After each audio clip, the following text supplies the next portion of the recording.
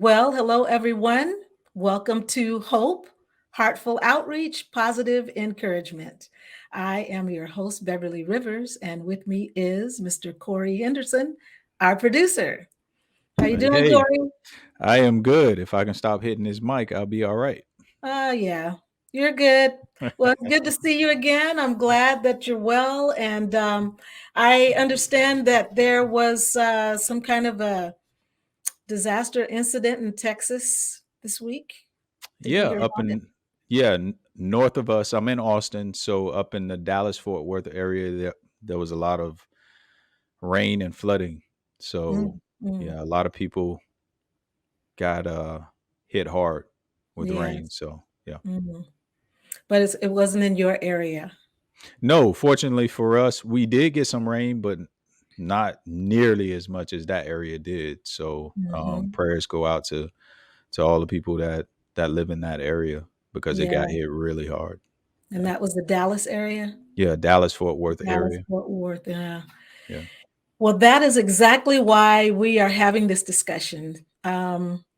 The last time we were on, we were talking about putting together your emergency preparation bag so that if you have to evacuate in a natural disaster, you're prepared to do so and you have the things that you need to survive for at least 72 hours.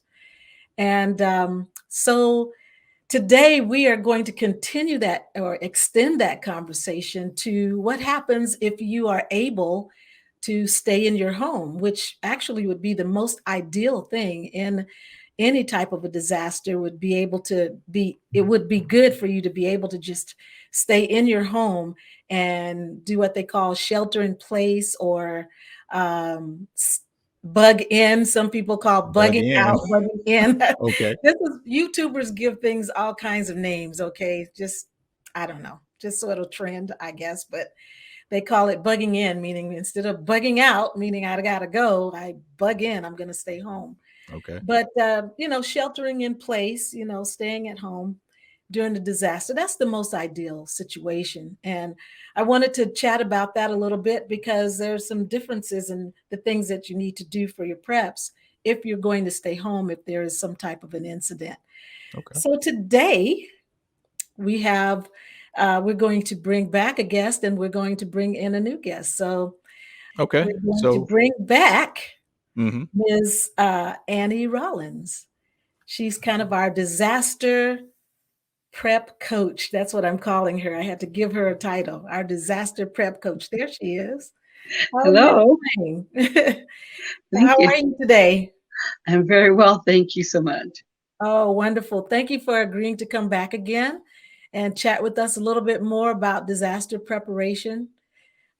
Your help last time was pretty intense. That was a lot of things to think about, putting together that bag. But I really thank you for that. Yeah, I really do. It was my pleasure. Thank Uh, you.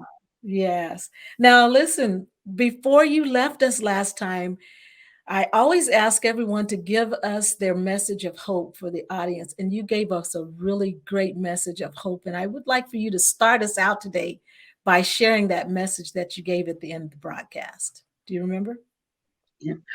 Um, First, saying a prayer, but um, actually relying on being calm and keeping Mhm, your head because in any disaster, what you do is going to make a big difference in the outcome of how things will go for you.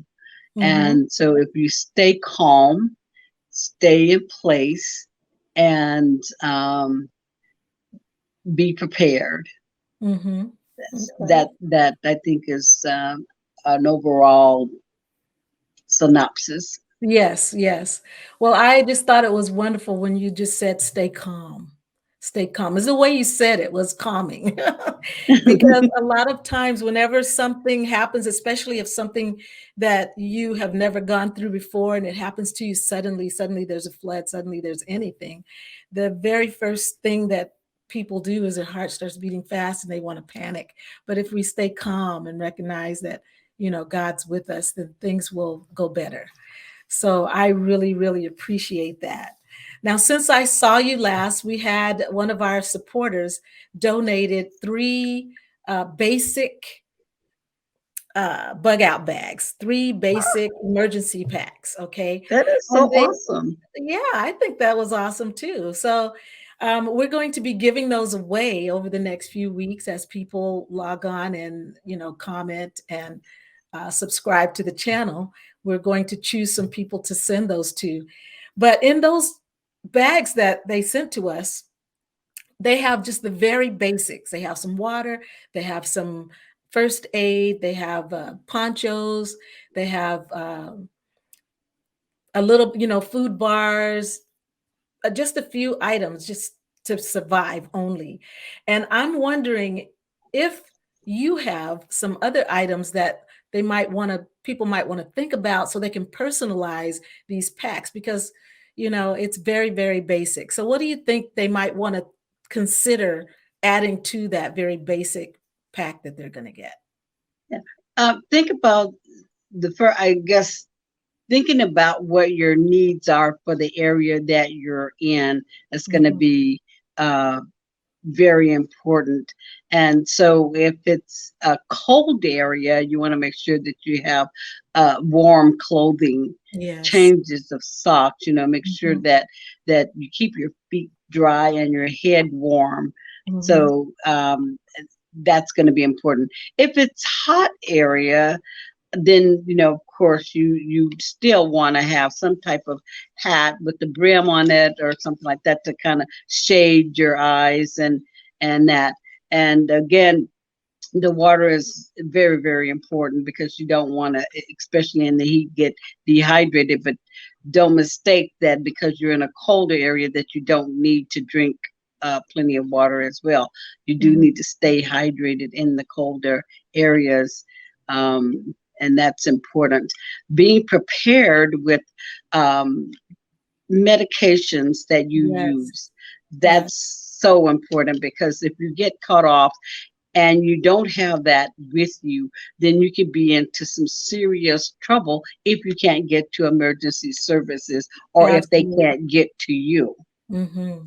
So that's also very important. And laminating any of your important papers. And in the case of a flood, we were talking about some of the flooding and that sort of thing.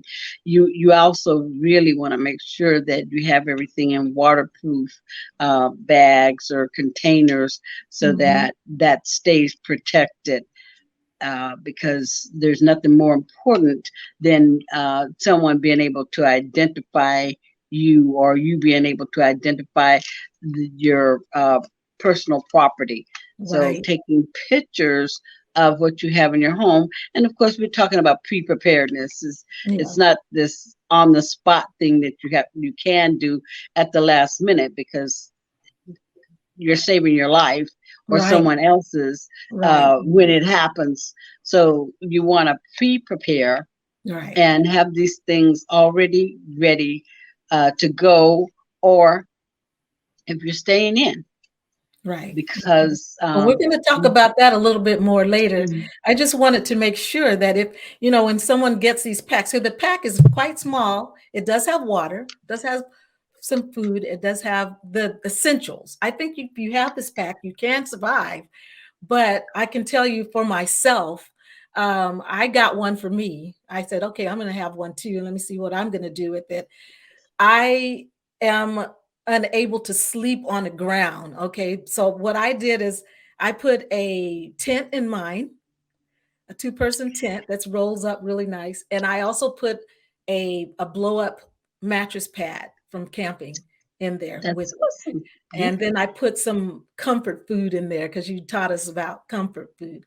So yeah, everyone has to personalize those to their own needs, because they know themselves. And, so there's not a one size fit all generic pack. That's kind of what I wanted to get to right there. So yeah, we're going to talk some more about things to do when we shelter in place, because that's what we're talking about today, is what do you do when you stay at home. But before we get into that, I'd like to bring our our second guest on. Can you stand by while I do that? Yes, I can. Thank you. Oh, wonderful. Thank you so much. Well, I would like everyone to meet Richard Stewart. And for over 23 years, Richard Stewart served as the National Technical Training Director of an international firm based in Florida. As a homeowner, he's lived through tornadoes and hurricanes in Texas and Florida. He has served on facilities disaster planning committees, and Mr. Stewart loves the Lord Jesus. He and his lovely wife, Kanatha, have been married for 34 years, and they have 3 adult children and 3 grandchildren. Rich jokingly notes that he is not a drip under pressure, but an expert. So please welcome to the program, Mr. Richard Stewart. Hello. Hey there, Mr. I'm not a drip. How are you this evening? I'm doing well, thank you. Oh, And that's you? wonderful. I'm doing well. I'm doing well. Thank you so much for agreeing to come on the program and add to this conversation about disaster preparedness. I really appreciate it. I know that you met Ms. Rollins backstage. Mhm. So Yes. I'm Hello. thankful for the both of you. So now I'm going to start out with the hardest question that I have, probably the most controversial question that I have first. And that Oh. is, yeah, get ready for it.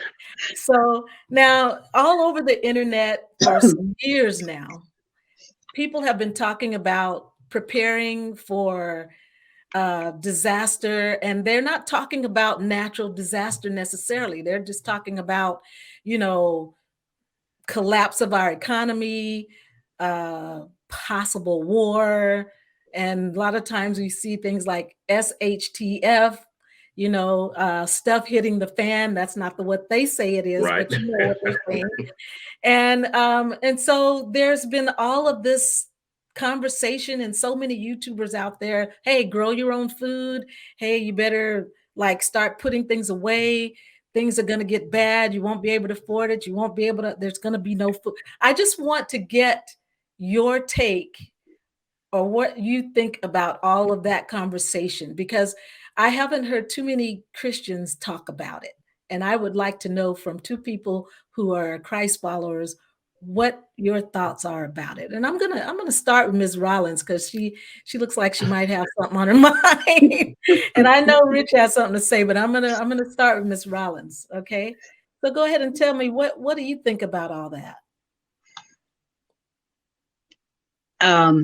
One of the things that we do need to uh, be aware of is being prepared. That pre-planning is one of the things that I think we all tend to overlook because we don't think it's going to happen now or soon or to us.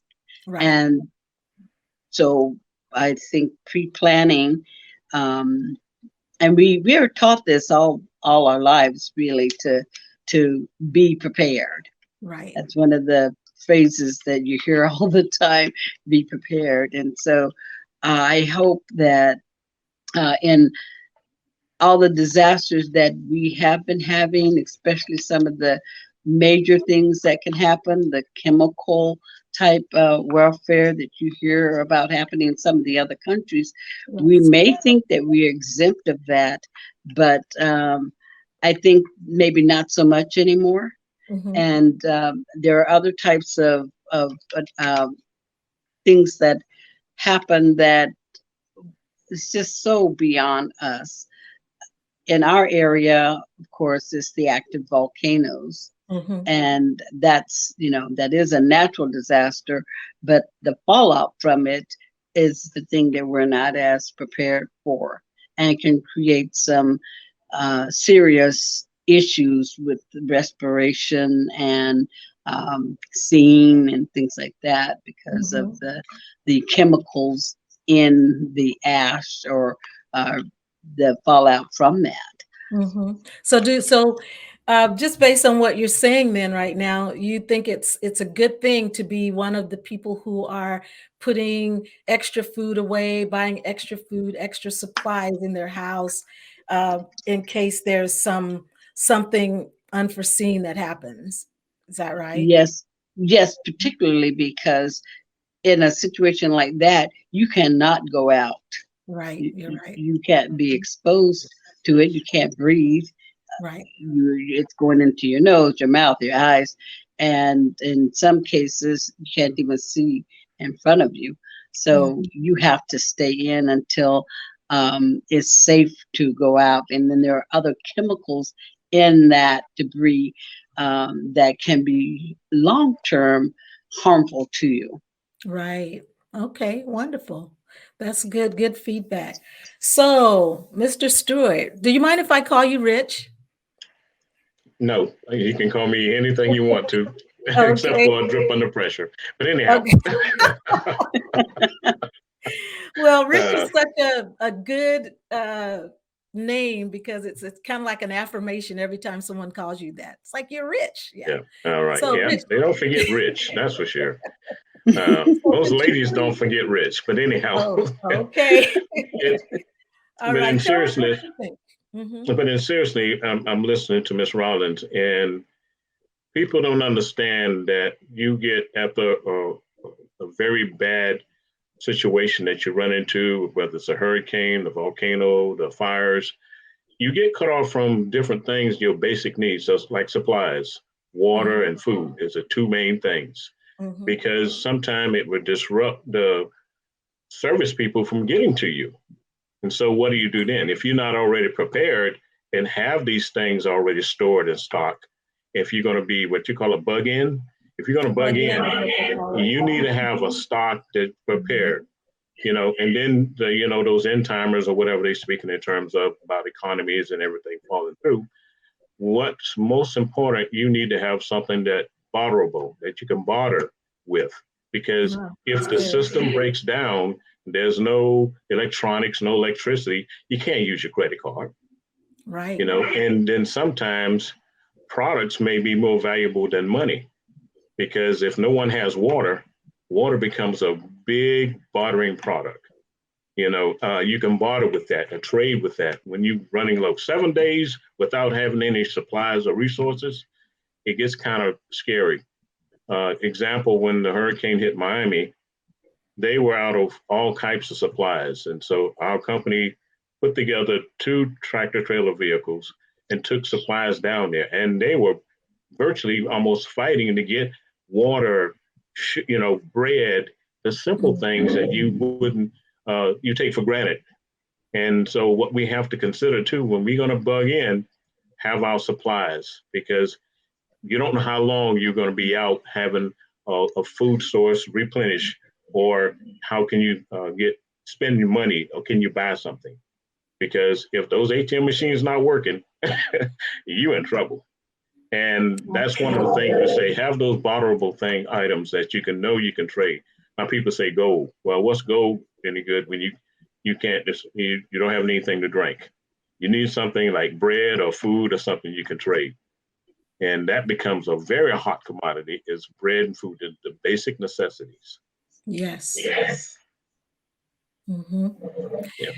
So yeah, well, so then it sounds to me like both of you agree that families should be putting some extra things aside, especially Yes. given that we just went through 2020 and we did a shelter in place and no one was prepared for that at all. That's why everybody bum rushed to stores. People were fighting over the toilet paper and whatever they were doing because, they were just like, oh my That's goodness. true. Yeah. So true. So yeah. So now that we know that, hey, things are a little bit fragile, it makes sense to put things away, even though there's another camp that says we shouldn't be doing that. You shouldn't do that. You're hoarding, you're taking things that other people need. That's the other side of the coin. And I I just wanted to hear how both of you felt about people putting extra supplies away, some canned goods, some extra food.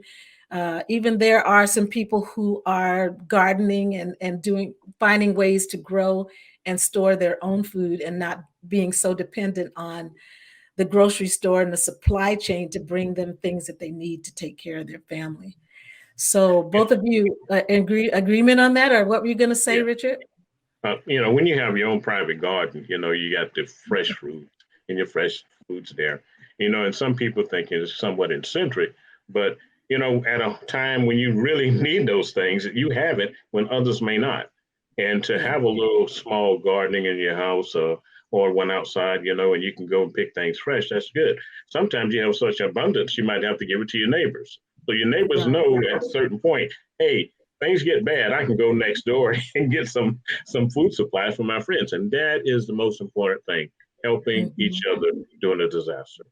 Right. Because you never know who's next door to you may be in a greater need. And then you can help those people as well. That's the Christian way. And that's one of the things that, is such most gratifying aspects is people tend to come together during disasters more so than ever before in their lifetime. They won't even speak to you at point when things are doing good. But when at a disaster, it seemed like everybody come together and they pull together. So it's not a selfish thing when you're in great need. Right. Ms. And Rollins, when you you, want to say? I was just going to say, and when you are well stocked with the non-perishable items, those things don't have a expiration date. So most of them like last 10, 15 years, some less time than that. But for the most part, we're talking about for the immediate time, those things are good. And there's so many things that you can do with that, as he was saying, with the bartering. And I was thinking when he was talking about the bartering, I was thinking when we talked about having cash on hand, always have some cash, because that bartering too can, if you have a little bit of cash, it will go a long way for someone, and maybe even be able to buy the supplies that they may need for a short period of time. Right. Especially if they didn't think about the electricity and the cash machines are down and that sort of thing. They don't often think of that. And if you're a last minute kind of person and you're not prepared, that's one of the things you're not going to realize. Now what do I do? Right. Right. So So being Also, bugging in is, there's a lot of things you should be prepared if you have hurricanes and storms. Like in Florida, we always have these zones that tell you whether you're in a very a flood zone area, and then it tells you need to leave at a certain time because, you bug in, you may be bugging out sooner or later because of the severity of the disaster. And so one of the biggest things that they ran into with one of the hurricanes is that people waited to the last minute to leave. yeah. And especially the ones that have health issues and problems. There should be, whether they want to stay in or out, they should go ahead and leave ahead of time. Because if you have health problems, you may not be able to get the assistance from the emergency people that would be able to get to you. They'd be cut off. Right. So they should evacuate early and First, not, because you got to speak. Yeah. And they some people get stubborn about leaving. But if you got a hurricane on the way, you got well enough notice. Tornadoes, you don't have that kind of warning. But with hurricanes, and you have enough warning time to think about it, prepare, and then make a decision.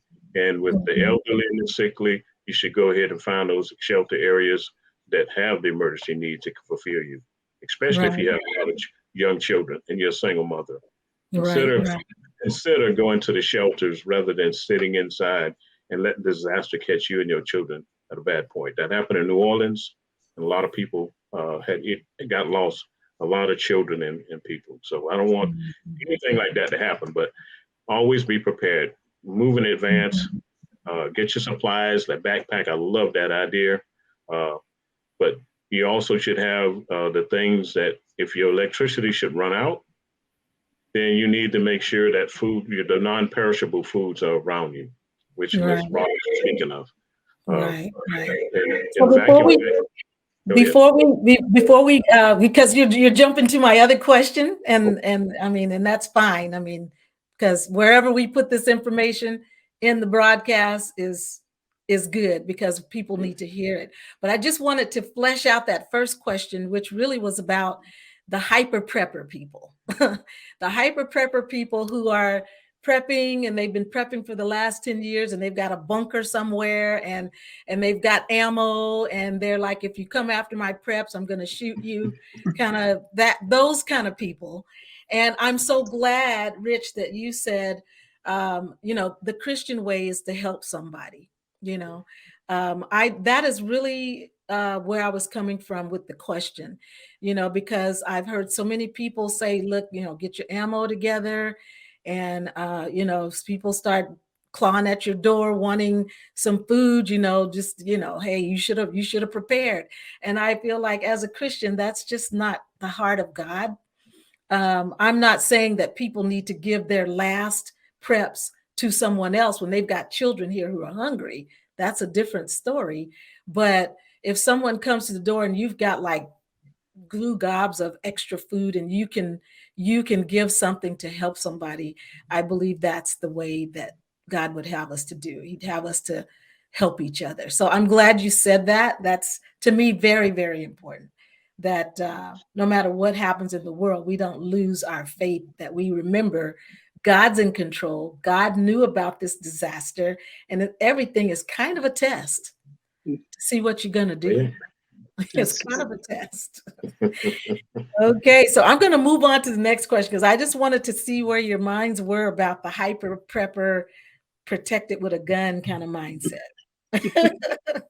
Okay, so the disasters, we've kind of already said that disasters differ in different parts of the country, and so what I would like to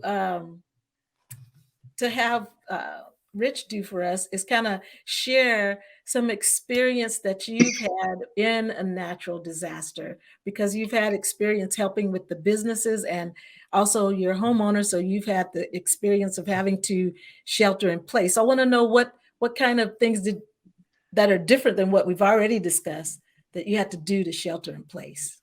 Well, in shelter in place, you want to protect your environment around you.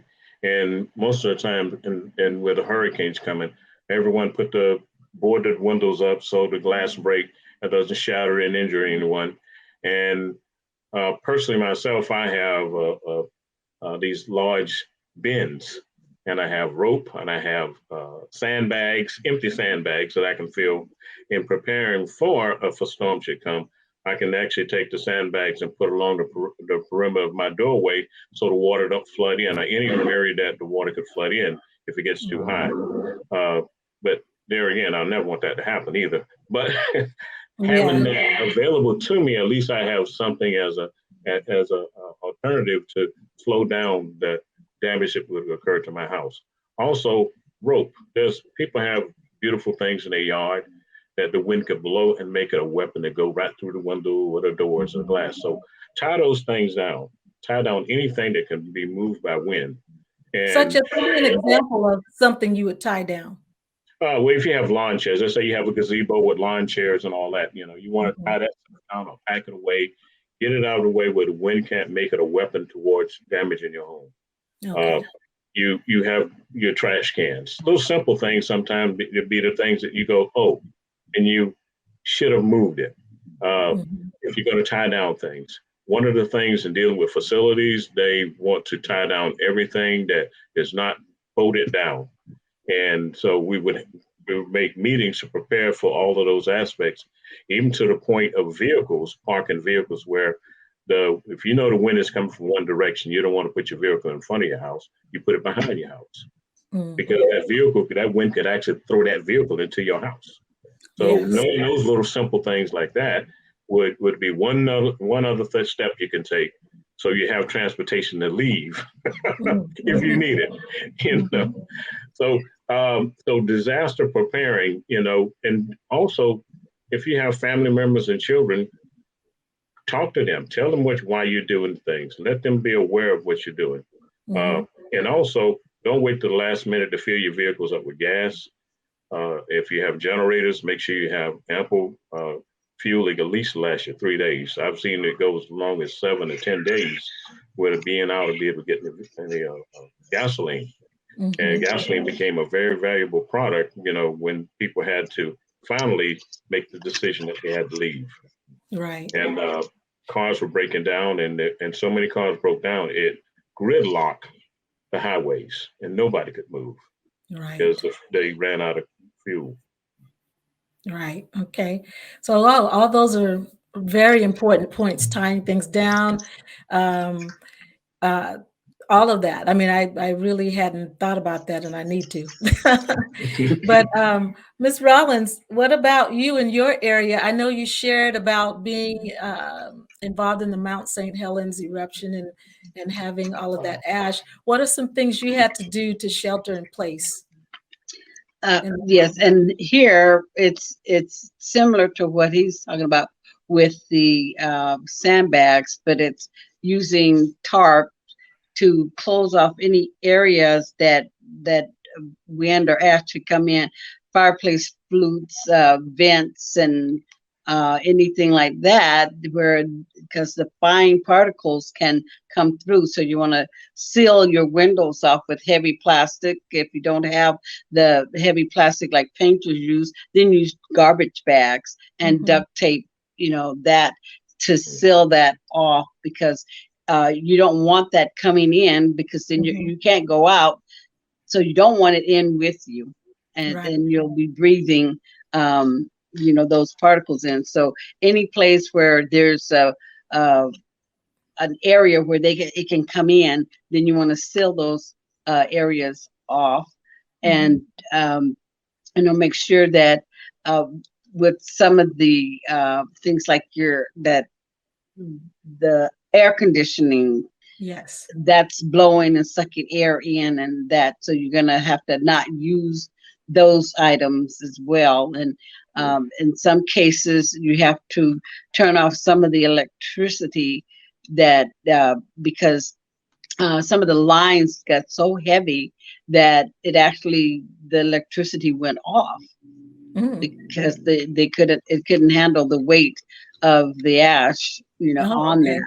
And so again, here we're talking about candles and flashlights and making sure that you have plenty of batteries in different sizes, and LED candles. Those are very important to be able to use in other sources of preparing food for yourself. And the pre-prepared foods are very important. We talked about the tuna in the pouches, or the crackers, or energy bars, things like that, that you can survive on, and canned foods as well, because they don't have to be heated to be eaten out of the can if they were commercially packaged.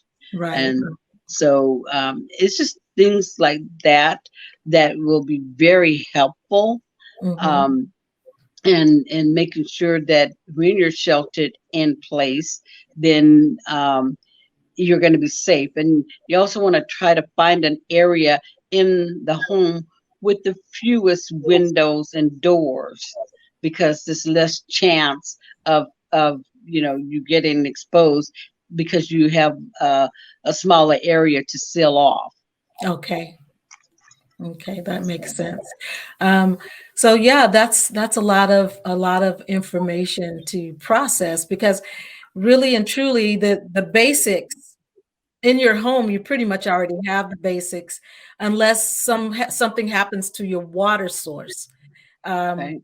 Yeah, I mean, and that can happen. So there should already be some water stored in the house. And how much water should someone be keeping in the house, do you suppose? Well, it should be at least 3 liters per person per day. So keeping water bottles filled with or clearing out your milk jugs, the gallon milk jugs, sterilize them with bleach and water, and then refill them with water, with fresh water, and store them in places that are accessible to you, depending on um, when you're desperate. When you're really desperate, of course, the liquids from the canned foods that you can save that as a water source. The liquid in the fruit, the canned fruits, and those are sources of liquid, Right. not so much just water, but you're getting some liquid in as well. And so being hydrated is the key point here, but just making sure that you're storing the water is really high on the list. Right. We Yeah. So what are you going to say, Rich? yeah, we used to fill every bathtub in the house. Every bathtub? We clean them, bleach them out, and then we stock them up and we run them till they're almost overflowing. So Yes. because there's a time, your restroom system, you have to flush, and you don't want to be flushing your drinking water. So there are times Right. when you have to use that additional water for that, and that's one of the sources of water when you fill all your sinks up and all your tubs up, that you won't be utilizing your bottled water or your jugs that you filled up for drinking. Right. And because you really want to make sure you have that source of fluids given to your body. You can get by several days without eating as long as you've got liquids in your body. Once all your liquid dehydration sets in, it gets very dire. Well, the average American is quite blessed that we carrying an extra source of food on our bodies already. And if we stay hydrated, we're going to be okay, However, I have a question that some may think this is kind of a gross topic, but it's a real topic. When you are sheltering at home and your water goes off, the water is not working. You filled your tubs up with water and you're using that for drinking, but now you need to use the toilet. What do you do? Well, you have something like a porta potty, because when you're camping, this is also something that you have to do, because waste in, waste out. So you prepare a porta potty, a bucket large enough for you to sit over, with a plastic bag or several plastic bags in that, and you use it as you need to, and then you can tie that off and have a place to disposal, a sealed can or trash can or bucket or something where you can seal it off and to keep the smell odor down. And that's one thing that you can do, and everybody's in the same situation, so there should be no embarrassment that we have to eliminate ourselves this way. Right. We actually sell 5-gallon buckets. It has this little seat that goes on top. And the bags that you're talking about, the bags are in there. When it's not used, you can seal the bag, and when it's full, you can pull the bag out and set it away and bury it. They say we want to bury most of that. But they do have that 5-gallon bucket, and I saw this was on a boat. And yeah, the guy had it on his boat. And I'm going, where do you get that from? So some of the retail stores, Lowe's and Home Depot, in their sports section, have that seat and the bags that goes in the 5-gallon bucket. They call those luggable loos. That's what they are. Okay, I didn't know what I learned about that when I was living in my RV, and I was following, just learning about how to live and camp and do all these different things, how you survive. And having a luggable loo is what a lot of people do who live in their vans or who live in their cars or whatever. They have some type of something like that. And they, they have to not be so squeamish about their own waste. They just use those Safeway, I call them Safeway bags, but the bags from the grocery store, they just save those. And then they put the waste in that, just like you would put the child's diaper in that, tie it off. And then when they have a place to dispose of it, then they do. And a lot of people may be a little bit, like, that's gross to me. But you know what? It's like, it's just natural, and you do what you got to do to survive. And just like you said, Rich, if you have the ability to, you can just go bury it and, just dig a hole, bury it, and it's all gonna go back to nature. Yes. Yes. So that's great. All right. So we've talked about, the different things that you should do. Is there any other particular things that we might have missed about staying in your home? I mean, waste is a big thing. Water is a big thing. Food, we should have been prepping and buying a little bit of extra food. I think one of the things you said, Ms. Rollins, was about if you are on medication, maybe you need to make sure you have, that's kind of tricky, I think. What do you think about that? That's kind of tricky because if a disaster happens, you may not be able to have put away some extra medication for yourself. Yeah. It's important to have some and to think of that prior to, depending on the type of medication it is that that you're taking. People with that have diabetic problems and need insulin, they usually have a supply of it that they can hang on to, or they can call their doctors in advance if you're having a warning before the hurricane or that sort of thing. Then you have some time to gather some things. If you know that that's something that you're going to need and you're low on it, you want to get that supplied, restocked, because you don't want to be without that if you have diabetes or if you have heart trouble or something like that, or if people have pacemakers and they need certain types of batteries that you want to make sure that you have that available. Right. Some people with problems that are maybe less than that, they may be able to go a few days without their medication, but take what you have and make sure that that you have something in reserve, because we have to think about that now more so than we've had to in any other time.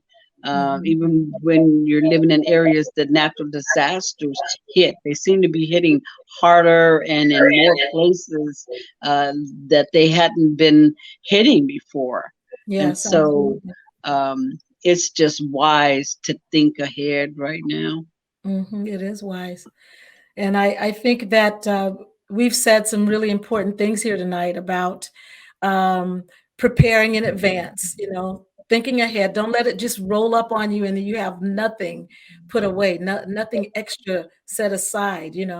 It's like we need to pay attention to what's going on in the world, because these natural disasters are happening everywhere, and they're unprecedented disasters. They're not like, oh, that happens every year. No, these are things that people never expected to happen at this magnitude.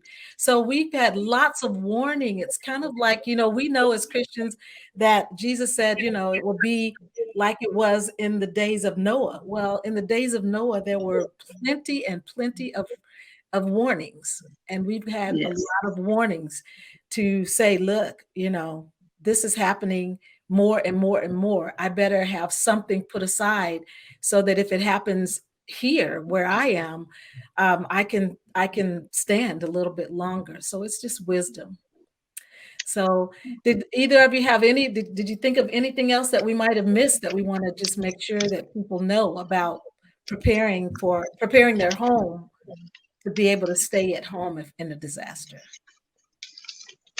Can you think of anything else? My biggest thing is some disasters will happen, like tornadoes and like the Mount St. Helens thing that you really don't expect to happen.